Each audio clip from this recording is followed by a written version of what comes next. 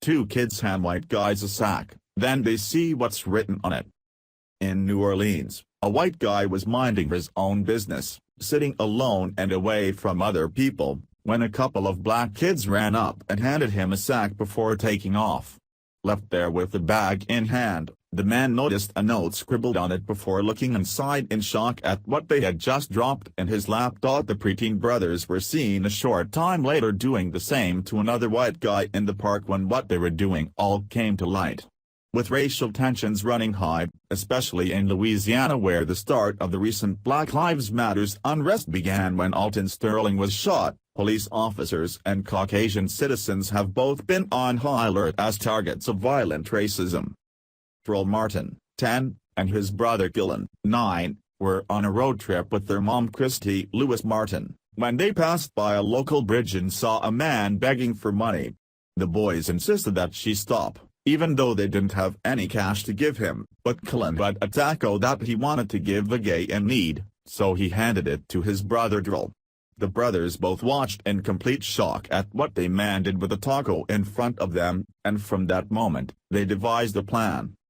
Seeing how happy that leftover food made this homeless person, the brothers were inspired to keep feeding the needy, regardless of their skin color or how they ended up on the street.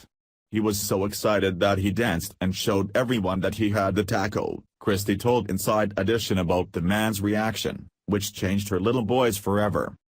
All on their own, her sons put their heads together and came up with the name for their mission, the Helping Lunch Box, with a lofty goal of handing out 250 sack lunches by August 8 to homeless people in New Orleans, where they live. However, it was more than a sandwich, some pretzels, and a lot of love packed into each sack. In addition, the boys handwrote an inspirational message on the outside of each one, hoping to encourage every person they fed. When volunteers from the non-profit group BOSS Youth Outreach Program heard what the brothers were doing, they wanted to help them reach their goal by donating some of their time and supplies to the incredible cause. The boys are already way ahead of schedule, serving 200 lunches to the homeless and receiving a wide range of responses from each person. Some were happy, some were crying, Derrell said. However, their impact was even further reaching than they expected.